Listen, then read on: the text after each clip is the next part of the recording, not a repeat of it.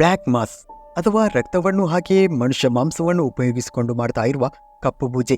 ಇವತ್ತು ರಿಲೀಸ್ ಆಗ್ತಾ ಇರುವ ಹಲವಾರು ಸಿನಿಮಾಗಳಲ್ಲಿ ಈ ಪೂಜೆಯ ಕುರಿತು ಹಲವಾರು ವಿಷಯಗಳು ಇವೆ. ನಿಜವಾಗಿಯೂ ಈ ಬ್ಲ್ಯಾಕ್ ಮಾಸ್ ಅಥವಾ ಕಪ್ಪು ಪೂಜೆ ಅಂದ್ರೆ ಏನು? ಇವತ್ತು ನಾನು ಹೇಳಲು ಹೊರಟಿರುವುದು ಅದರ ನೈಜತನ ಹಾಗೆಯೇ ರಹಸ್ಯದ ಕುರಿತು. ಹಲೋ ನಮಸ್ಕಾರ, ಇದು ನಾನು ಕನ್ನಡಿಗ ಹೊಸದೊಂದು ವಿಡಿಯೋಗೆ ಎಲ್ರಿಗೂ ಸ್ವಾಗತ. ಇಂತಹ ಇಂಟ್ರೆಸ್ಟಿಂಗ್ ಆಗಿರುವ ವಿಡಿಯೋಗಳು ಯಾವಾಗಲೂ ಬೇಕಾಗಿದ್ದರೆ ಈಗಲೇ ನಮ್ಮ ಈ ವಿಡಿಯೋವನ್ನು ಲೈಕ್ ಮಾಡಿ.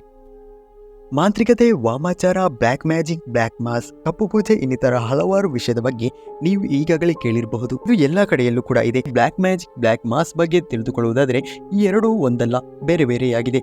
ಒಂದು ಮಾಂತ್ರಿಕತೆ, ಇನ್ನೊಂದು ಪೂಜೆ. ಹಾಗಾದರೆ ಈ ಬ್ಲ್ಯಾಕ್ ಮಾಸ್ ಅಂದ್ರೆ ಏನು? ಒಂದು ರೀತಿಯಲ್ಲಿ ನೋಡುವುದಾದರೆ ಕ್ರೈಸ್ತ ಧರ್ಮವನ್ನು ಸಂಪೂರ್ಣವಾಗಿ ಅವಹೇಳನಕಾರಿಯಾಗಿ ಮಾಡಿ ಸೈತಾನನ್ನು ಅಥವಾ ದೇವ್ ಮಾಡುವ ಪೂಜೆಯಾಗಿದೆ ಇದು. ಅದರಡಿಯಲ್ಲಿ ಲೈಂಗಿಕತೆ, ರಕ್ತ, ಮಾಂಸ ಬಲಿ ಅರ್ಪಿಸುವುದು ಕೂಡ ಇದರಲ್ಲಿ ಸೇರಿದೆ.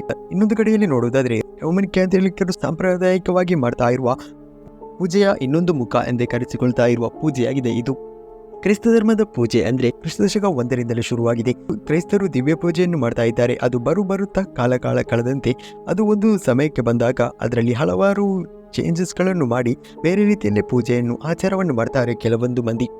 ಅವತ್ತಿನ ಆ ಸಂದರ್ಭದಲ್ಲಿ ನೋಡುವುದಾದ್ರೆ ಆ ಪೂಜೆ ಸಂದರ್ಭದಲ್ಲಿ ಧಾನ್ಯಗಳನ್ನು ಇನ್ನಿತರ ವಸ್ತುಗಳನ್ನು ತಂದು ಪೂಜೆಯನ್ನು ಮಾಡ್ತಾ ಇದ್ರು. ಇನ್ನು ಕಳೆದ ಬಳಿಕ ಇನ್ನು ಎಕ್ಸ್ಟ್ರೀಮ್ ತಲುಪಿದ ಬಳಿಕ ಆ ಸಂದರ್ಭದಲ್ಲಿ ಶತ್ರುವಿನ ನಾಶಕ್ಕಾಗಿ ಪ್ರಾರ್ಥನೆ ಮಾಡ್ತಾ ಇದ್ರು ಆ ಪೂಜೆಯಲ್ಲಿ.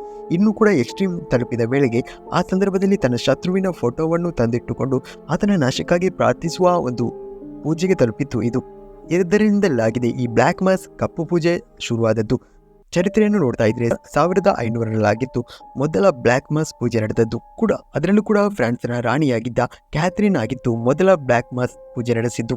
ಇನ್ನು ನಾವು ಮುಂದಕ್ಕೆ ನೋಡ್ತಾ ಇದ್ರೆ ಹಲವಾರು ರೀತಿಯ ಬ್ಲ್ಯಾಕ್ ಮಾಸ್ ಪೂಜೆಗಳು ಅವತ್ತಿನ ಕಾಲದಲ್ಲಿ ನಡೀತಾ ಇತ್ತು. ಇನ್ನು ಅದಕ್ಕಿಂತಲೂ ಮುಂದೆ ಬಂದ್ರೆ ಈ ಇವತ್ತಿನ ಕಾಲದಲ್ಲಿ ನಡೀತಾ ಇರುವ ಬ್ಲ್ಯಾಕ್ ಮಾಸ್ ಪೂಜೆಯ ರೀತಿ ನಡೆದದ್ದು ಆರಂಭವಾದದ್ದು 1600ರಲ್ಲಿ. ಕತೆ ವೈಬ್ಯಾಕ್ ಎನ್ನುವ ಒಂದು ವಿಜ್ಞಾನಿಯಾಗಿದ್ದ ಅವತ್ತು ಆ ಕಪ್ಪು ಪೂಜೆಗೆ ನೇತೃತ್ವ ವಹಿಸಿದ್ದು ಪ್ಯಾರಿಸ್ನ ರಾಜನಿಗಾಗಿತ್ತು. ಅವತ್ತು ಈ ಪೂಜೆ ನಡೆಸಿದ್ದು. ಆ ಪೂಜೆಯನ್ನು ನೋಡ್ತಾ ಇದ್ರೆ ಆ ರಾಜನ ಪತ್ನಿಯನ್ನು ಸಂಪೂರ್ಣವಾಗಿ ನಗ್ನ ಮಾಡಿ ಅವರ 2 ಕೈಯಲ್ಲಿ ಮೇಣದ ಬತ್ತಿಯನ್ನು ಇಟ್ಟು ಪೂಜೆಯನ್ನು ಮಾಡಿದ್ದ. ಆ ಬಳಿಕ ಪ್ಯಾರಿಸ್ ರಾಜ್ಯದಲ್ಲಿ ಹಲವಾರು ಬಾರಿ ಈ ರೀತಿಯ ಬ್ಲ್ಯಾಕ್ ಮಾಸ್ ಪೂಜೆಗಳು ನಡೆದಿತ್ತು. ಆದರೂ ಕೂಡ ಇತ್ತೀಚಿನ ಕಾಲದಲ್ಲಿ ಈ ಬ್ಲ್ಯಾಕ್ ಮಾಸ್ ಪೂಜೆ ಕುರಿತು ಹೆಚ್ಚಿನ ವಿವರ ದೊರಕಿದ್ದು ಅಮೆರಿಕದಿಂದಾಗಿತ್ತು. ಆದರೆ ಈ ಬ್ಲ್ಯಾಕ್ ಮಾಸ್ ಹೇಗೆ ನಡೆಯುತ್ತೆ, ಬ್ಲ್ಯಾಕ್ ಮಾಸ್ ಕುರಿತಾಗಿ ಹೆಚ್ಚಿನ ವಿವರಗಳನ್ನು ಮುಂದಕ್ಕೆ ತಿಳಿದುಕೊಳ್ಳುವ.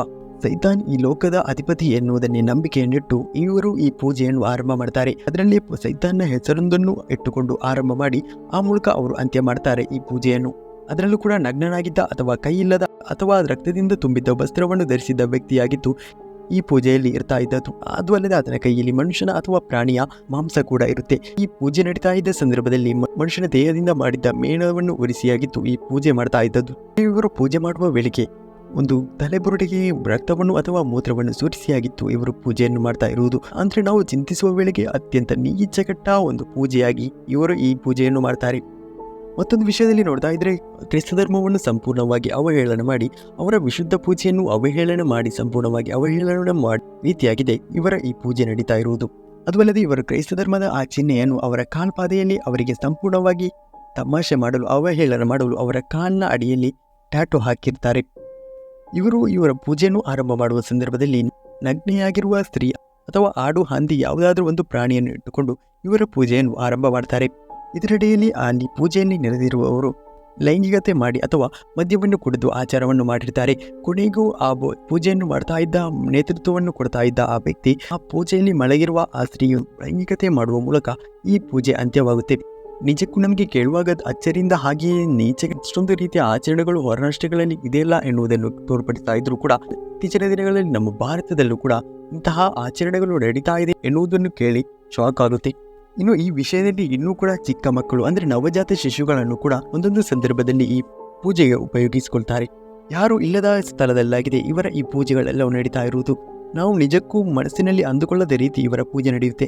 ಅಂದ್ರೆ ಮನುಷ್ಯನ ಮಾಂಸದಿಂದ ರಕ್ತ ತೆಗೆದು ಪೂಜೆಗೆ ಉಪಯೋಗಿಸುವುದು ಅಥವಾ ಆ ಮನುಷ್ಯನ ಕೂದಲನ್ನು ತೆಗೆದು ಬೆಂಕಿಯಲ್ಲಿ ಉರಿಸುವುದು, ಇನ್ನಿತರ ಹಲವಾರು ನಾವು ಅಂದುಕೊಳ್ಳದ ರೀತಿಯ ನೀಚ ಕೃತ್ಯಗಳನ್ನು ಇವರು ಮಾಡ್ತಾರೆ. ಇನ್ನು ನಾವು ಪ್ರಮುಖ ವಿಷಯಕ್ಕೆ ಬರುವುದಾದ್ರೆ ಯಾಕೆ ಇವರು ಕಪ್ಪು ಪೂಜೆ ಅಥವಾ ಬ್ಲ್ಯಾಕ್ ಮಾಸ್ ಅನ್ನು ಮಾಡ್ತಾರೆ ಎನ್ನುವುದನ್ನು ಎಲ್ಲರೂ ಕೂಡ ಈ ಪೂಜೆಯನ್ನು ಮಾಡ್ತಾ ಇರುವುದು ಯಾಕೆಂದ್ರೆ ಈ ಪೂಜೆ ಮೂಲಕ ಆ ದೇಹದಿಂದ ಆತ್ಮವನ್ನು ತೆಗೆದು ಆ ಮೂಲಕ ತಮಗೆ ಬೇಕಾಗಿರುವ ಕೆಲಸಗಳನ್ನು ಯಾರಿಗೂ ಕಾಣದ ರೀತಿಯಲ್ಲಿ ಆತ್ಮದ ಮೂಲಕ ಮಾಡುವುದೇ ಇವರ ಮೈಂಡ್ ಟಾರ್ಗೆಟ್. ಒಂದು ಅಮಾನುಷಿಕವಾಗಿರುವ ಶಕ್ತಿ ಅವರಿಗೆ ದೊರೆಯುತ್ತೆ ಎನ್ನುವುದೇ ಈ ಪೂಜೆಯನ್ನು ಮಾಡುವವರ ಉದ್ದೇಶ. ಇವೆಷ್ಟೋ ಈ ವಿಷಯದ ಕುರಿತಾಗಿರುವ ವಿಡಿಯೋ. ತನ್ನ ಸ್ವಂತ ವಿಷಯಕ್ಕಾಗಿ ಸೈತಾನನ್ನು ಹಿಡಿದುಕೊಂಡು ತಮ್ಮ ಕೆಲಸವನ್ನು ಮಾಡುವುದೇ ಇವರ ಈ ಪೂಜೆಯ ಉದ್ದೇಶ. ಇನ್ನು ಇತ್ತೀಚೆಗೆ ಈ ವಿಷಯದ ಕುರಿತು ಹಲವಾರು ಸಿನಿಮಾಗಳಲ್ಲಿ ತಲಪತಿ ವಿಜಯ್ ಅಭಿನಯದ ತಮಿಳು ಸಿನಿಮಾ ಲಿಯೋ ಸಿನಿಮಾ ರೀತಿ ಹಲವಾರು ಸಿನಿಮಾಗಳಲ್ಲಿ ಈ ವಿಷಯದ ಕುರಿತು ಚರ್ಚಿತವಾಗಿದೆ ಕೂಡ. ಈ ವಿಷಯದ ಕುರಿತು ನಿಮ್ಮ ಅನಿಸಿಕೆ ಏನು ಎನ್ನುವುದನ್ನು ಕಮೆಂಟ್ ಮಾಡಿ ತಿಳಿಸಿ. ಹೀಗೆ ಪ್ರತಿದಿನ ಇಂಟ್ರೆಸ್ಟಿಂಗ್ ಆಗಿರುವ ವಿಡಿಯೋಗಳು ಬೇಕಾಗಿದ್ದರೆ ಈಗಲೇ ಕಮೆಂಟ್ ಮಾಡಿ ತಿಳಿಸಿ. ಹಾಗಾದರೆ ನಾಳೆ ಸಿಗೋಣ.